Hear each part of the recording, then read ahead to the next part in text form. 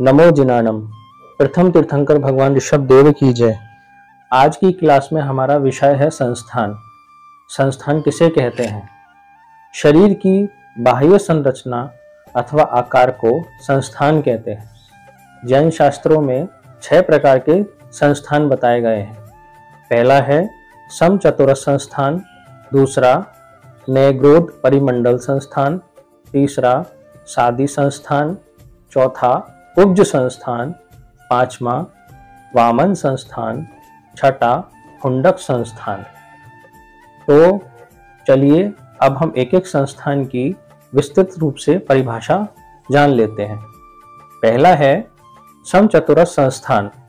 समचतुरस्र संस्थान 3 शब्दों से मिलकर के बना है। पहला है सम, दूसरा है चतु, तीसरा है अस्र।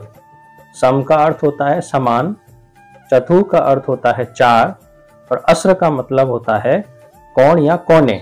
इस प्रकार पालथी करके बैठने पर मनुष्य के शरीर के चारों कोनों का अंतर समान हो, अर्थात एक घुटने से दूसरे घुटने तक, बाएं घुटने से दाएं स्कंध तक, दाएं घुटने से बाएं स्कंध तक और आसन से कपाल तक, ये चारों कोने समान हो तथा शरीर के चारों ओर के अवयव समान हो, प्रमाण एवं लक्षण भी एक समान हो, तो उसे समचतुरस्र संस्थान कहते हैं।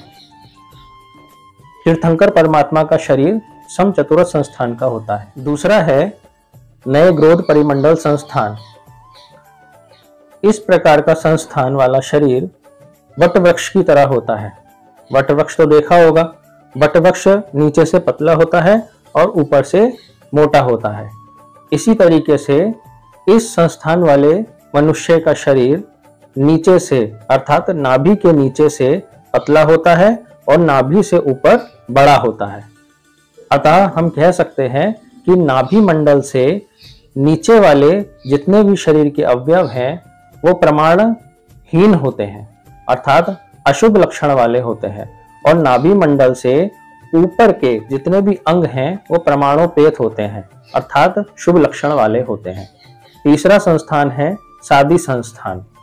ये सादी संस्थान नैग्रोध परिमंडल संस्थान के बिल्कुल विपरीत होता है, अर्थात नाभि मंडल से ऊपर के जितने भी अंग हैं वो प्रमाणहीन होते हैं, अर्थात अशुभ लक्षण वाले होते हैं, और नाभि मंडल से नीचे के जितने भी अंग हैं वो सभी प्रमाण युक्त होते हैं, अर्थात शुभ लक्षण वाले होते हैं। यानी नाभि से ऊपर के जितने भी शरीर के अंग हैं वो पतले होते हैं और नाभि से नीचे के जितने भी अंग हैं वो मोटे होते हैं। तो इस प्रकार का जो संस्थान है वो सादी संस्थान कहलाता है। चौथा संस्थान है कुब्ज संस्थान। इस संस्थान में शरीर कुबड़े जैसा होता है। इस प्रकार के संस्थान वाले शरीर में ये मस्तक यानी सिर, गर्दन, हाथ और पैर, ये सभी जो अंग हैं ये प्रमाण युक्त होते हैं, लक्षण युक्त होते हैं, जबकि वक्ष स्थल, सीना और उदर, पेट, ये सभी प्रमाणहीन होते हैं। पांचवा है वामन संस्थान। वामन संस्थान में शरीर का कद बौने के आकार का होता है, छोटा होता है। ये कुब्ज संस्थान के बिल्कुल विपरीत होता है।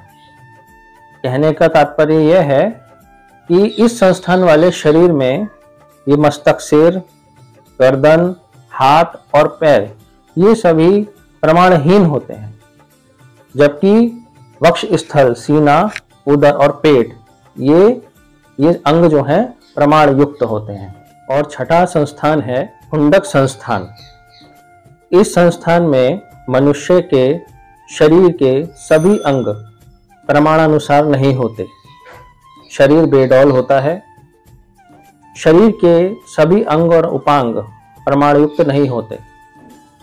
वर्तमान अवसर्पणी काल चल रहा है और अवसर्पणी काल में भी 5वां आरा चल रहा है। तो इस आरे में जन्म लेने वाले सभी जीवों का शरीर हुंडक संस्थान वाला होता है, जिस कारण से इस पंचम काल को हुंडा अवसर्पणी काल के नाम से भी संबोधित किया जाता है। इस तरीके से हमने 6 संस्थानों के बारे में जाना जिन आगम के विरुद्ध मैंने कुछ अशब्द कहा हो, उसके लिए मिच्छामि दुक्कडम। जय जिनेंद्र।